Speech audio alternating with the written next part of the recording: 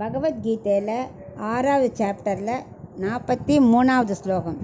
தத்ர தம் புத்தி சம்யோகம் லபதே பௌர்வதேஹிகம் யததே சத்ததோ பூயக சம்சித்தௌ குரு நந்தன.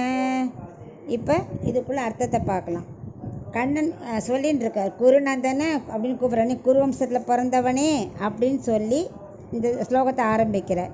அதாவது 42 வரைக்கும் என்ன சொன்னார்னா, ஆத்ம ஞானத்தோட கர்மயோகத்தை செய்யணும், அதுக்கு யோக ஆத்ம சிந்தனை வைராக்கியம் அபியாசம் எல்லாம் வேணும். மற்ற ஆத்மாக்களும் நம்ம ஆத்மாவும் சமங்கிற சமதர்ஷனம் வந்தால் தான் மோட்சம் கிடைக்கும் அப்படிலாம் சொல்லிட்டு இருந்தார் இல்லையா. அது அப்படி இருந்தால் கூட அவன் கேட்குறான், எப்படி அது கண்டினியூ ஆகும்? நம்ம மனசு நம்ம திடம்னு யோகத்தை விட்டுட்டு சொர்க்கத்துக்காக பிளான் பண்ணி அங்கே போயிட்டோமானா திரும்பி எப்படி அதே யோகத்தை நம்மளால் கண்டினியூ பண்ண முடியும்? அது எப்படி நினைவு இருக்குங்கிற சந்தேகத்தை கலப்புறான். அதுக்கு கண்ணன் சொல்கிறார், இல்லை இப்போ வைகுண்டத்துலேருந்து ஆதிசேஷன் கருடன்லாம் வரால இல்லை, இங்கே அவதாரம் எடுத்துட்டு ராமனுக்கு லக்ஷ்மணனாக வந்தார், கண்ணனுக்கு பலராமனாக வந்தார். ஆனால் கூட அவள் தன் நிலை மாறவே மாட்டா, அந்த பகவானுக்கு கைங்கரியம் பண்ணிகிட்டே இருப்பாள். கிருஷ்ணனாக இருந்தால் பலராமன் ஆதிசேஷன் இல்லையா, கண்ணனுக்கு கைங்கரியம் பண்ணுவார். ஆதிசேஷன் ராமருக்கு லக்ஷ்மணர் கைங்கரியம் பண்ணிகிட்டே இருப்பார். எத்தனை பிறவி எடுத்தாலும் அவளோட அந்த பிறவியோட குணம் மாறவே மாறாது, வாசனை போகவே போகாது. இப்போது நம்ம தூங்குறதுக்கு முன்னாடி நமக்கு எல்லாம் தெரியுது என்னெல்லாம் பண்ணினோன்னு. தூக்கத்தில் ஒன்றும் தெரியறதில்ல.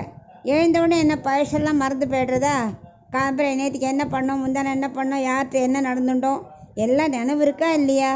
அந்த தூக்கமாக இருக்கிற ஃபியூ ஹவர்ஸ் நமக்கு எப்படி திரும்பி நினைவுக்கு வருதோ, அதே மாதிரி பிறவி முதல்ல யோகத்தில் இருந்துட்டு விட்டுட்டு சொர்க்கத்துக்கு போய் சொர்க்கத்தில் உள்ள பிறவி காலம் அத்தனையும் முடிஞ்சு திரும்பி வந்தாலும் அது பழைய வாசனை நம்மளை விட்டு போகாது. அதுதான் அவர் திரும்ப திரும்ப சொல்கிறார், கவலையே பட வேண்டாம், அதில் டவுட்டே கிடையாது, நமக்கு அது போகவே போகாது.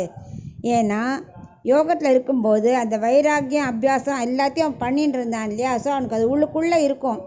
அதை பார்த்துக்கிறது கண்ணன்னா அவருக்கு தெரியாதா நம்ம எப்படி இருந்தோம், என்னத்தினால சொர்க்கத்துக்கு ஆசைப்பட்டோன்னு. ஸோ அவர் அதுக்கேற்ற மாதிரி அந்த யோகாபியாசம் உள்ள வீட்டில் தான் பறக்க வைப்பார்.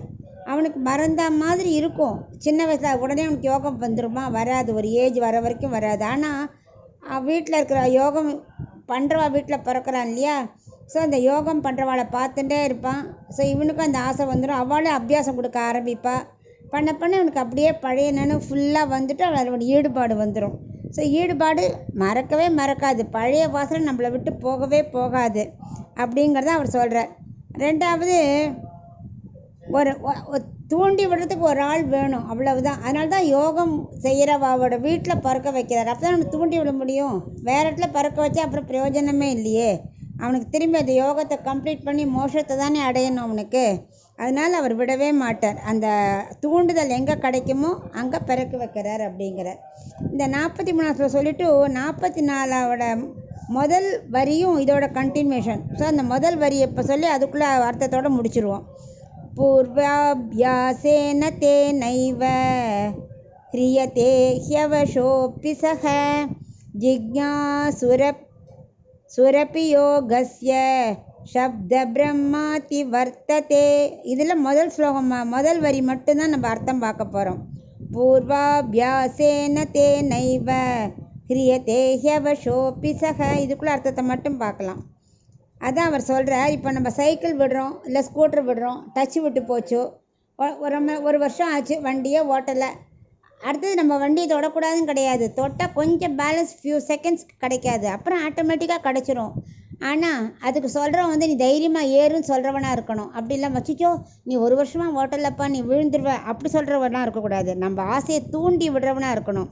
அந்த மாதிரி தூண்டி விடுற இடத்துல தான் பகவான் பறக்க வைப்பார்.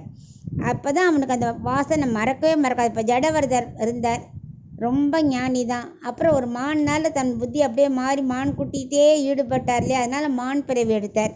மான் பிறவிக்கு அப்புறம் நிறையா ஜென்மம் போகாது, அந்த ஒரு பிறவி தான் மான் பிறவி. மறுபடியும் அடுத்து பிறக்கச்சே அதே யோகியாக பிறந்து நல்ல கதி அடைஞ்சார் இல்லையா. அந்த மாதிரி பகவான் எல்லாம் தன் உள்ளத்தில் வச்சுட்டே இருப்பார், அவர் மறக்க மாட்டார். நம்ம கம்ப்யூட்டர் எப்படி எல்லாத்தையும் ஸ்டோர் பண்ணி வச்சுக்கிறோமோ அது மாதிரி பகவான் உள்ளத்தில் எல்லாரோடதும் ஸ்டோர் ஆகிருக்கும். அப்பப்போ அவர் அவள் விருப்பத்துக்கு ஏற்ற மாதிரி பிறக்க வைப்பார். அதுதான் இந்த ஸ்லோகத்தை அவர் விவரிக்கிறார். 43வது 44 முதல் லைனும்.